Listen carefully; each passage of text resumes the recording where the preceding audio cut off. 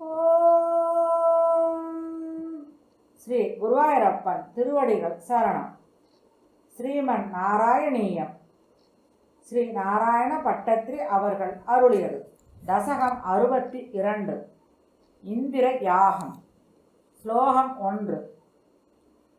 பொருள். கிருஷ்ணா, குருவாயூரப்பா, ஒரு நாள் பிருந்தாவனத்தில் இருந்த அனைத்து கோபர்களும் இந்திரனை குறித்து நிகழ்த்தப்படும் யாகத்திற்கு தேவையான பொருட்களை சேமித்து கொண்டிருந்தனர்.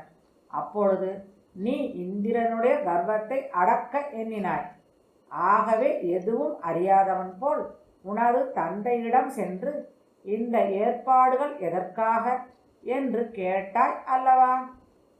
ஸ்லோகம் 2. பொருள். குருவாயூரப்பா, உடனே நந்தகோபர் உன்னிடம், கிருஷ்ணா, இந்திரன் இந்த உலகின்